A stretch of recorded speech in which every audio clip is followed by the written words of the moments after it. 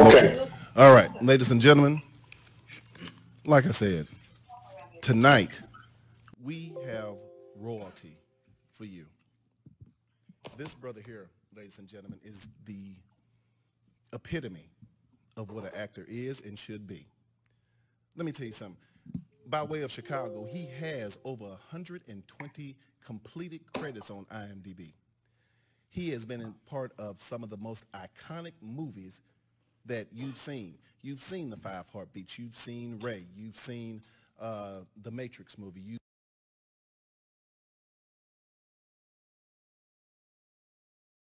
Superman. You see him right now. Well, not right now because the show is off the air but they did get picked up for a 6th season. You see him on the blacklist. Ladies and gentlemen, it is our esteemed pleasure and honor to present to you Mr. Harry J. Lennix. Good evening. What's going on, sir? How you doing? Come on, brother. How you doing? I was trying to give you one of those Joe Adams introductions. Where's the drum roll? Here you go. So, with that being said, how you doing tonight, sir? I'm doing good, brother. How you doing? I'm doing all right. So, congratulations again on your 6th season for The Blacklist. Davion Jackson, he's a fellow actor and he's a special co-host as well. He's a huge fan of yours. Yes, brother Jackson, how you doing? I'm doing amazing. How about yourself, man? I'm well. Amazing is pretty good. I guess I'm doing like that.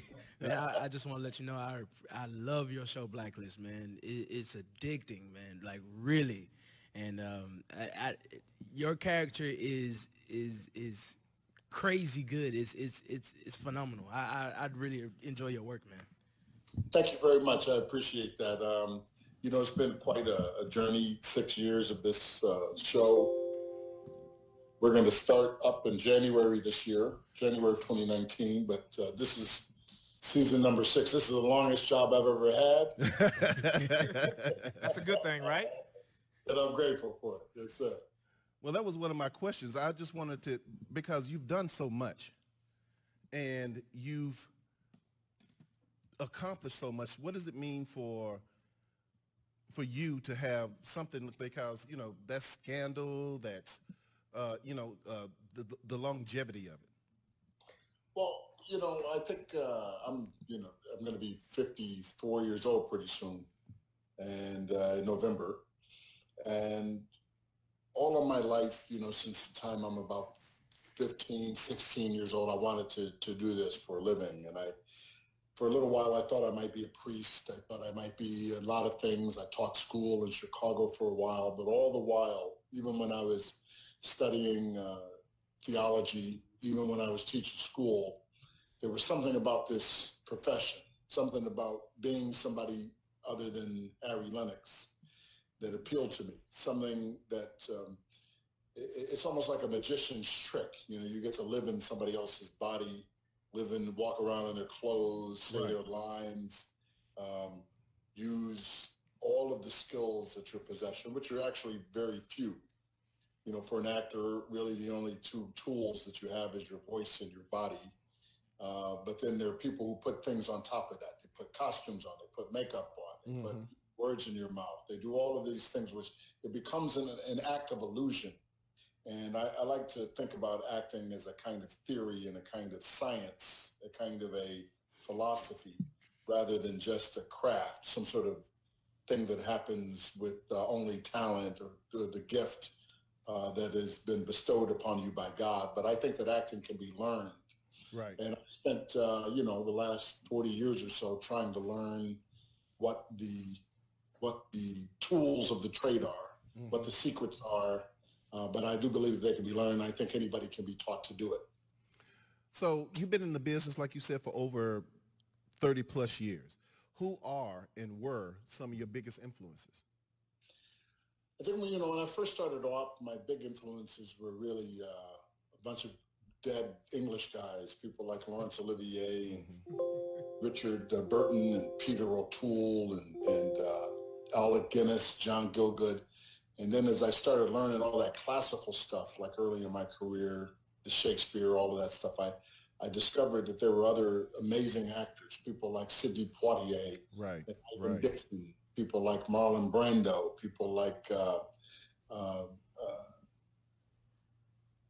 Ozzie Davis, people whose Absolutely. careers I could follow, people who I knew, the great Anthony Chisholm, who's one of my favorite actors alive today, this amazing actor, people like Billy D. Williams with all that kind of class and style and grace that they bring to the screen. So as I get older in this game, I'm starting to see that everybody has a great talent, or at least maybe not everybody, but there's a way to find and learn something from every actor, male or female, black or white, who's been working in this industry for so long and who have carved out a career. There's something that they can do that is unique to them, and that I try to learn from. And I have great respect for actors and what they risk through, a lack of security and job confidence and all of that stuff. But they've learned these things. They've learned how to use the best parts of themselves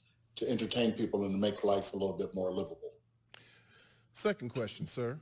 Yes. With over 121 completed acting credits, according to IMDb, playing in some of the most iconic roles such as Ray and, the Five Heartbeats, Batman vs. Superman, The Matrix, etc., do you have a problem with this next generation considering you a legend?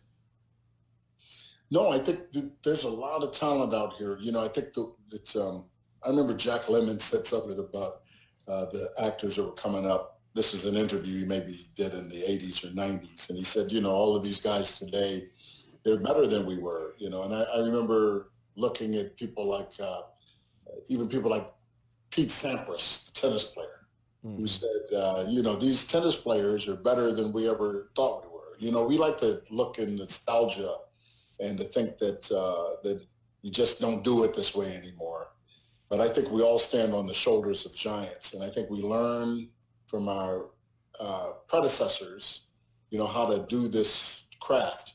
There's all kinds of new platforms and technology. People can make movies on their phones. People can make right with their cameras and their iPads and all of these things now. This wasn't possible a generation ago.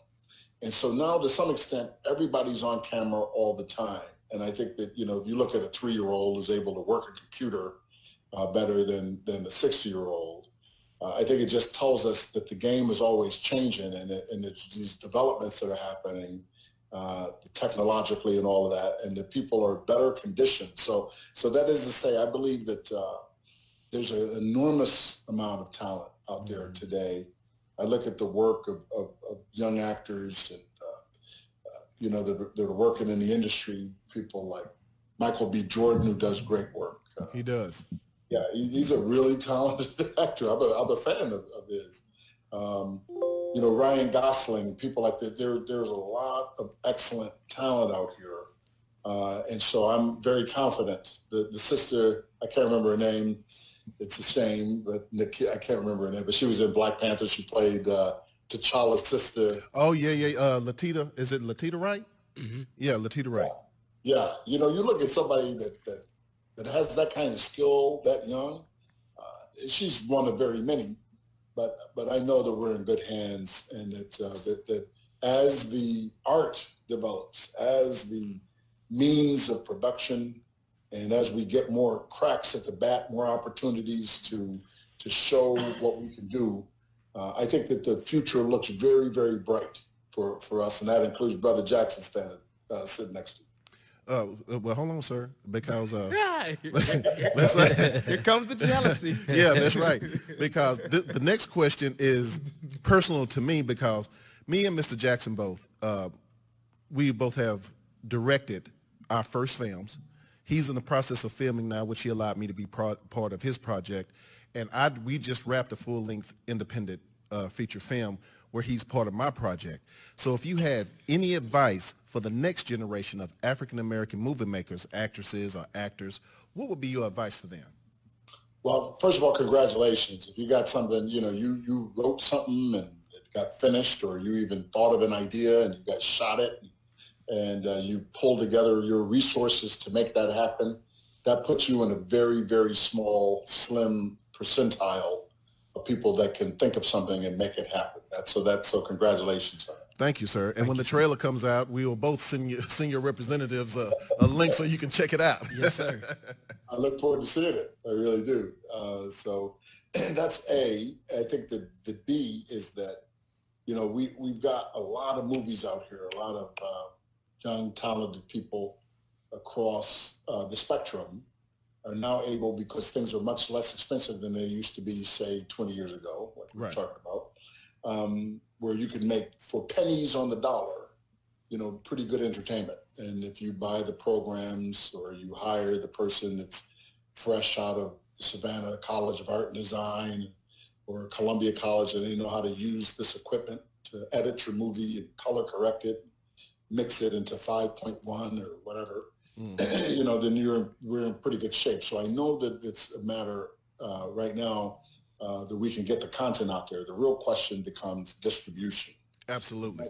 And that's something that Black people have yet to figure out. So in reality, there's hundreds and hundreds of distributors, but there are only like 5 or 6 or 7 exhibitors. So there are no Black people that own movie theaters.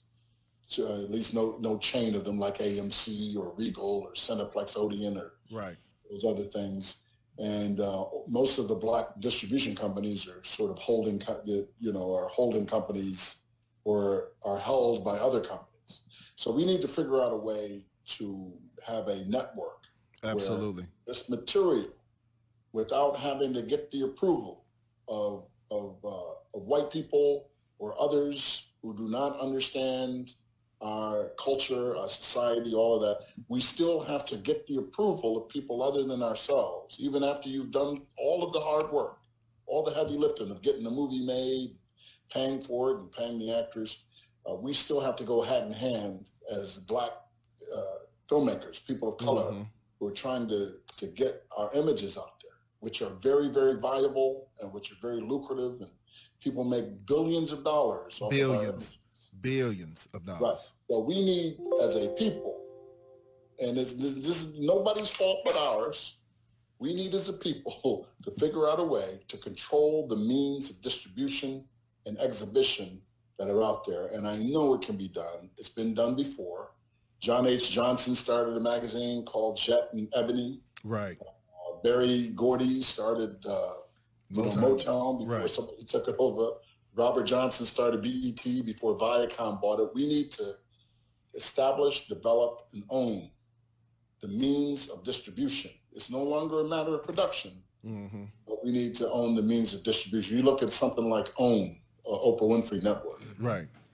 For a little while, she had a pretty big interest in that. But really, OWN is owned by and controlled by the Discovery Network. Really? So when you think, even Tyler Perry, all of the stuff that he's done, he's a tremendous businessman, but he's not a distributor. He has to go through Lionsgate and all these other places in order to get his content out there. So that's really the next horizon. That's the undiscovered country that we need to figure out as a people. Everybody else has done it. India has done it. A lot of people in Africa have done it. Nigerians are making movies all the time. But we as a people here in the United States of America have yet to get the backing, the infrastructure, the finances of being able really to write our own ticket without having to ask for permission. Well, and I don't like that, brother. There's an old saying in the Spanish language that says it's better to ask for forgiveness than permission. Exactly. So that, what you just said reminds me, I saw one of your past interviews and I wrote this quote down because it resonated with me, especially with me trying to further establish myself as a filmmaker. You said, and I quote, I said, I think we should be about the business of informing the world of our complete nature, of our beauty, of our brilliance, and our contributions to the world, rather than always looking like a people who are victims or who are in need of something that we don't have ourselves. Could you elaborate on that just a little bit further, sir? Well, thank you for bringing that up. I'm trying to remember where I might have said that. On the Queen Latifah show. Oh, okay, right on. Data. It is my G. But yeah, Queen Latifah, who does a lot of work. So, she produces, and she's always trying to move the needle forward. But I guess my point on that was that, I'm sick to death of seeing Black people suffering and lacking and being represented as people who without the aegis, the support, the love of white people in particular, people outside of ourselves. I don't want to see that anymore. I don't want to see anything that's set in the 1970s or 60s or 50s or back in slave time. I mean, we've exhausted, maybe. I don't know that can ever really be exhausted. I won't say that. It will never be obsolete or irrelevant. But I think that we've gone down that road a lot. There's more, as I've said, there's more to the Black story than slavery and suffering. Right. There's more to the Jewish story than the Holocaust. Agreed. You know what I mean? There's more to the Italian story than the mafia. We need to stop feeding from the same trough that keeps us in the same place. And if you look at what's happened, people get all upset about Trump now and what's going on the border with people sleeping in aluminum. Those tents and that aluminum and those horrible policies were there way before Trump. They actually are part of the founding of this nation. Nobody's ever done any different in terms of what they have actually instituted. I'm not talking about what they talk about. Mm-hmm. Nobody's ever done anything to ameliorate the situation. And so I think that the Bible talks about a dog returning to its vomit. Right on. And we keep going back to the same old sad story, waiting around for some white man because they feel sorry enough for us that they're finally going to change. That's never going to happen. And so I think if we knew stories about people who actually did something for themselves, people like just like Black Panther was. Yeah, like Panther, except for, the thing about the... But it shows the majesty and where we came from and the civilization and what I liked about it was the culture because it took different cultures of Africa and put it on display for the world to see, to just, we just went out there chunking spears or wrestling lions. We had a thought process. We had there was a certain decorum. There was civility to us versus than, what's portrayed out there today. I would agree with that, and I enjoyed the film. What I would say is that's a make-believe kingdom. Yes, sir. In a make-believe place, whereas there are people who are actually here, who have been here, right here in the United States of America, after Africa turned its back on us, because no African country ever has even apologized outside of Benin for selling us over into this wilderness. No African country has ever shown any love for it. I don't remember any money coming over here during Hurricane Katrina for any Black people from Africa. And so what I'm saying is that we need to look at the actual stuff that happened and to know that we have accomplished a tremendous amount. Madam C.J. Walker was the first Black millionairess in the 20s, an amazing woman of accomplishment. The Honorable Elijah Muhammad had the Nation of Islam that had its own school system and its own transportation system and farms and all kinds of stuff that they owned. Bishop Turner, Black nationalism, Marcus Garvey with the Black Star Line, bringing our people back to where they came from and reclaiming that story of what actually happened, not some fantasy that was created by Stan Lee and incorporated certain aspects of what was going on in the Black Power movement. 1969, I'm from Chicago, so I think about people like Fred Hampton in 1969. I am a revolutionary, right on. Real revolutionary. That's a Black Panther right there. We don't have to go to make up some country on a continent that has shown no love for us, really, as a people who they sold into this hell. But what actually happened in America is we have looked out for ourselves. There are people like Sojourner Truth and Harriet Tubman who are real-life superheroes. Right on. Who actually have a record of accomplishment for what they actually did, and we need to tell that story. You can go ahead and cuss. Yeah, We cuss all the time. There you go, brother. That's the story I'm interested in. Right. Well, I see you're saying this, and I see that you're currently filming a movie called Emperor that has the young lady from Power and also Kat Graham, who played Jada Pinkett in the Tupac movie. But you're actually portraying Frederick Douglass. Right. Does that touch on some of the things that you're talking about? Yes, it does. And you know, I had the great privilege of working with some excellent actors and a terrific director. Actually happens to be a Persian dude who learned about the story and wanted to tell it and wrote this beautiful script about people who took into their hands their own destiny. So there's this character named Emperor. That's what he called himself. He had a son and a wife and all of these things, and he decided, because of his devotion to what the future would be, that he would risk all of that and take part in the siege of Harper's Ferry, where they actually went over, took over an armory, and faced down the United States government because they took their destiny into their own hands. Mm-hmm.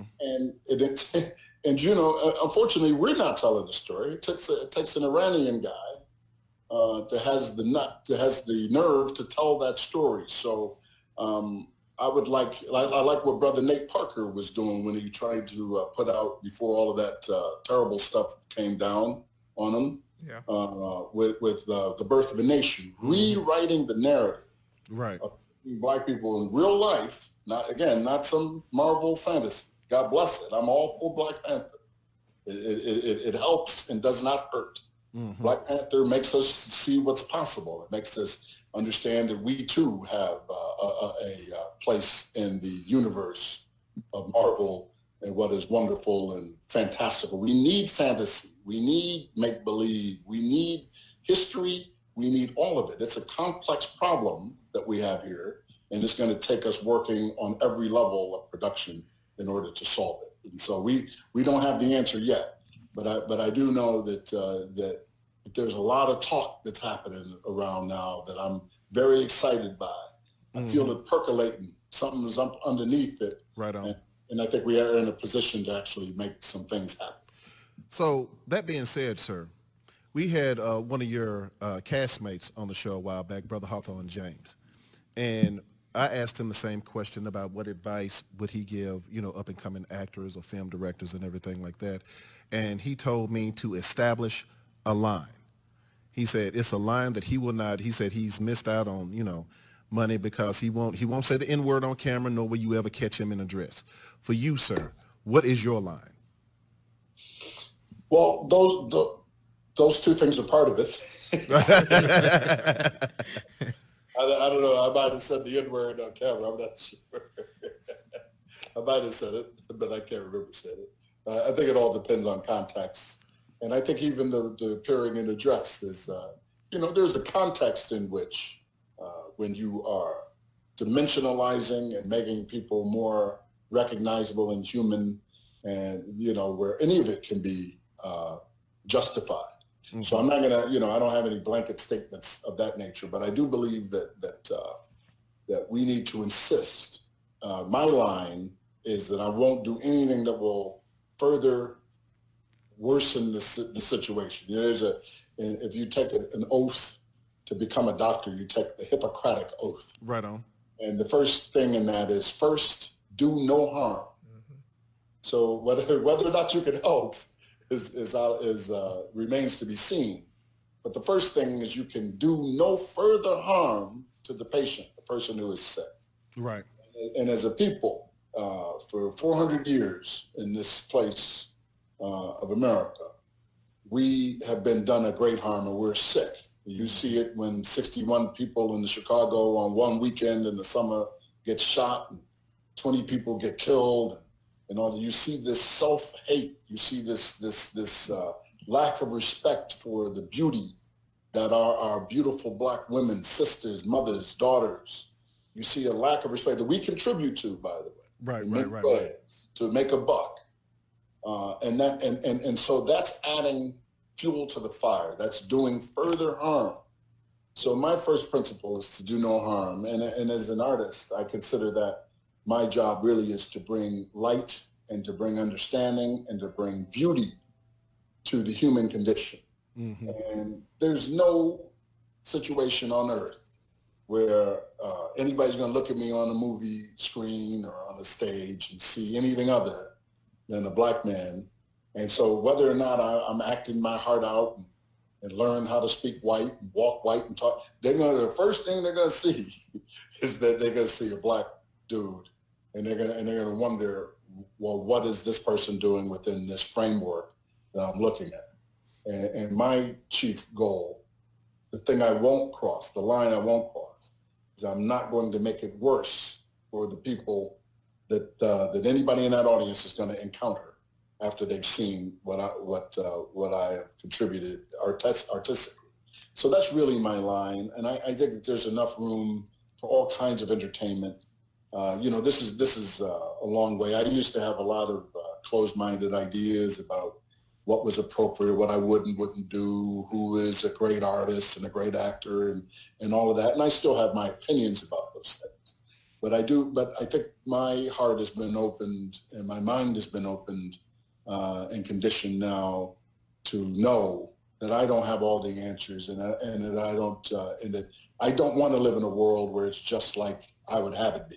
Mm-hmm. That'd be a pretty boring world. I want to continue to be surprised and pleasantly, and to some extent shocked, pleasantly or unpleasantly, to know that the human being is capable, particularly the black human being, is capable of all sorts of things, from run the gamut, from very human all the way up to the divine. And so I'm trying to lift up the people. I remember I was a school teacher in Chicago in the public school system. A teacher of mine said, I was an elementary school teacher, and I was very upset by some of the students' behavior. And she said, Mr. Lennix, one of you has to be the adult. And she said, you can go down there and wallow with them in their childlike adolescent behavior, or you can lift them up to where you know that they belong. And so that was those were my marching orders. And to this day, I'm trying to lift the people up. All right, yes, sir. Quick question. You are known to take on multiple roles, different projects. How do you prepare for that, and how do you keep each character separate? Because I'm still new in this game. I've only been acting for about 3 years. I was blessed to get the opportunity to direct and write. But when I'm locked into one project, I don't, it's amazing to me how you can work on Blacklist and go and shoot Man of Steel and go and shoot something else. How does that process work for you? Yeah, it's a great question, and I think that it's something that varies from part to part, from year to year, from your development as an actor and your understanding of it as a science and as a kind of technology and technique, I should say. You'll continue to learn things. You'll continue to learn and grow as you proceed in this business. But I think that one of the things that happens is things get simpler, and a nuance of how to turn a phrase, how to break down a script, how to look at what the character is saying, what the people around the character are saying about the character, what the character says about himself or others, how the character thinks, how the character sounds, somebody like, for example, the great Montgomery Clift. The first thing he would figure out about his character is how the character walked. So he would figure out a walk, how a character moved. Somebody like Heath Ledger, for example, right, concerned with position of his hands. But my friend Michael Wright, the amazing actor who plays Eddie King Jr., he was a huge hand actor. He had all these kinds of gestures. He would work out in his script exactly how he wanted the character to be framed. He knew what size the lens was. So he had this kind of ideation, kind of icon, when you're doing movies, it's far less important than, language is far less important in movies than it is in the theater. Right. Theater is the world of language, and absolutely. To speech and all of these things, speechify. But in movies, it becomes how you move, how your character is perceived through things like eyes, what your eyes are saying, how slow or fast you're speaking. There's so many variations and the few limitations that we have. So, for example, I tell actors as they're studying, there's really only three things the human voice is capable of doing. You can speak slower or faster. The tone of the voice can go higher or lower, or you can speak really loud, or you can speak really soft. Now, within those three dynamic fields, you can do all kinds of stuff. You know what I mean? That's just the voice. So the body can move slow. You can be old. You can be young. You can have a hat. You could wear glasses. So there's any number of tricks that you have to bring to bear. What's important for the actor, what I learned when I was studying in places like Northwestern and other places, is that it's not so much what you're trying to do to the character or for the character. What's important is that you achieve what the play or what the story is trying to achieve. So, if you're a bad guy, I'm going to give you a good example, maybe. So in the movie The Dark Knight, Heath Ledger plays the Joker, a part that Jack Nicholson played 20 years before him or whatever. Both very highly praised performances. One of them, however, to me at least, was a Joker, and the other one was not. One of them is living today and doing great work, and the other one, after playing the Joker, wound up taking his own life, perhaps by accident.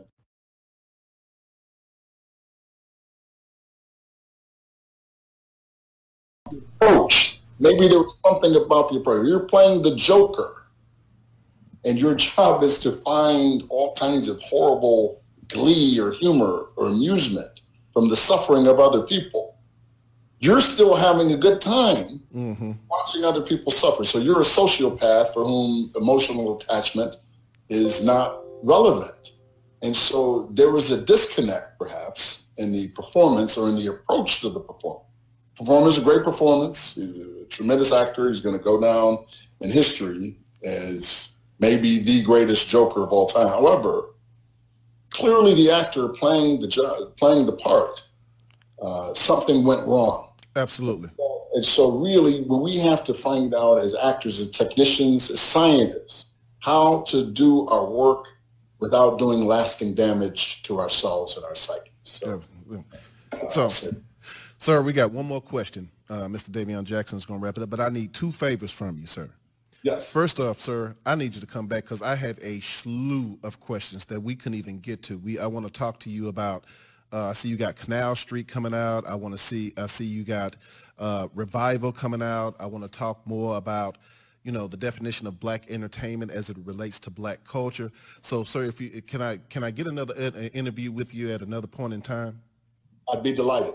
Now, the second thing I need, sir, if you could just look into the camera, say your name, and tell everybody that you're tuned in to the Benét Embry Show. Hi, this is Harry Lennix, and you're tuned into the Benét Embry Show. Perfect, sir. Thank you. Mr. Jackson has your final question for the night, sir. Mr. Harry, I heard you talking about the difference between theater and film. So I want to ask you, which one do you prefer, theater or film? Which one do you like, or what's the difference? Or even with the voiceovers, because he does a lot of voiceover work. Voiceovers, which one do you prefer, or which one do you, I guess, take time out for mostly? Well, I take time out for both. It's a good question. It's an increasingly important question as more platforms open up, as people, as I say, are able to, back in the old days, there was radio, there was television, and there was film. Now there's radio, television, film, there's podcasts, there's webisodes, there's Facebook video on demand, there's everything. All of it, right? There's short series, things that go for 10 or 12 episodes. So our ability to consume content is evolving. And if I have to say, if I can only work on one medium, which I would hate to only do, but I haven't done a play in 10 years. Right on. And I'm okay with that. I've directed a couple of plays in the last few years. Sometimes I think I've done 4 or 5 plays I've directed or produced or took part in some way. but I haven't been on a stage for a while, and I'm okay with that. I think that the repeated 8-show-a-week schedule for the stage actor saying the same damn lines Right. 8 times a week to try to find different ways to flip it and all of that stuff. I did that for the first part of my career. I got a lot out of it. I learned a lot.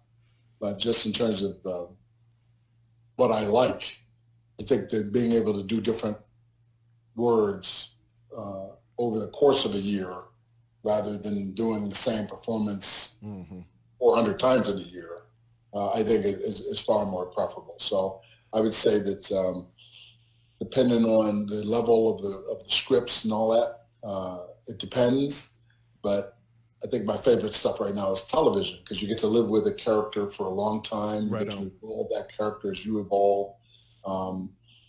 And you get to really get to know the person that you're playing. And if that person is different than you, usually is, even though you're able to bring more to yourself. See, I don't think that there's a great difference between star acting and character acting. I think it's either good acting or bad acting. Some actors are really good at playing themselves and bringing all kinds of nuance levels to playing one type of person. Some actors play a range of different kinds of people, and it might be an inch, a mile wide and an inch deep in terms of the characterization. So I really think it's the level of dedication that you put into it, and you get out of it what you put into it. Gotcha. Yeah, well, I had one quick question. Have you been approached? Sir, and that is James Kane, the co-host of the show. I don't know why he don't like introducing himself. Well, How you doing, Brother Jerry? all right, doing well. I'm sitting here and I'm listening to you talk, and it's almost like I'm hearing like a Barack Obama-ish. And it's like, have you been approached about a role to portray President Obama? And I'm just curious. Yeah, I heard it too. People say this, it's a very interesting anecdote of history. I knew Barack Obama when he first came to Chicago, more or less. I think I met him in 91 or 92, and he had gone to Harvard already. And so people had been telling him for years that he reminded them of an actor in Chicago named Harry Lennix. You sound just like that guy Lennix. It's the mannerisms, the cadence when you talk, everything. It's kind of like, that's Barack Obama-ish. Well, the whole thing, I've done a lot of interviews, and it's been a few that I've been impressed upon, that I've really been impressed. When we interviewed Clifton Powell, I was impressed. When we interviewed Hawthorne James, I was impressed. Sir, I'm impressed tonight. Oh, thank you, brother. And I appreciate, because, at the end of the day, I would like to have your longevity, you've been in every type of, from what I've seen, every type of role for over 30 years. That's saying something. So, but I have your word that you'll come back to the show. I have so many more questions for you, and not questions just for, it's a lot of people out there working in this industry, if I could call it that, because like I said, I've only been in 3 years and I'm only local here in Dallas. But it's a lot of people that thirst for knowledge. They have no direction on where to go from, what's a good casting call, what's a not good casting call, how to project, how to use their hands, how to do any of that stuff. They have this ambition, but they have no direction. And I really would like to provide them some of that, maybe not me, because I don't know, but I know a lot of people are tuned into this show now, and they're hearing this, and I'm seeing my cell phone light up, well, asking this, asking that, asking this, asking that. Well, I can't keep the man on the phone all night. So thank you again, sir, and I look forward to another conversation with you. I look forward to it as well, and I tell you, I will absolutely commit to doing another interview with you. And more than so, I'll say that, and this is something I'm about to do in, I think, Tampa Bay. Right on. Is I'm going to go down and do a class. It's part of the Tampa Bay Theater Festival.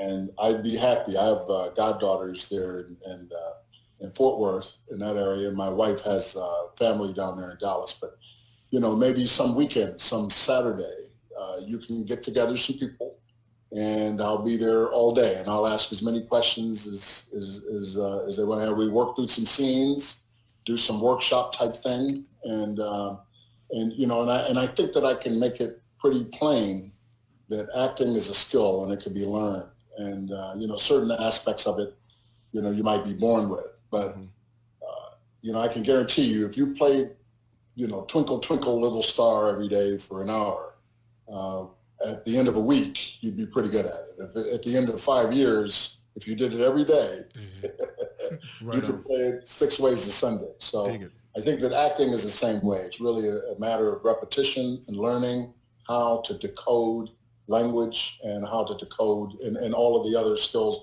but it can be taught. And if it's a skill, it can be learned. If it's a talent, it's a God-given thing. But acting is a skill. It has some talent to it, maybe, but I know that it can be taught. Sir, and I'm happy to come down there at some point. Hey, sir, listen. Don't threaten me with a good time, because I'm going to start working on it. Let's make it happen. Yeah. Me and Davey end up sitting up here like, what? So, make it happen, Captain. Sir, thank you again for your time tonight. We have thoroughly appreciated it. We'll work through the channels and get everything set back up again and everything. You have no idea what this has meant to us. So thank you again, sir, and please have a great night. Thank you as well. It was a great time. All right, thank you, sir. Take care, Jets. Bye.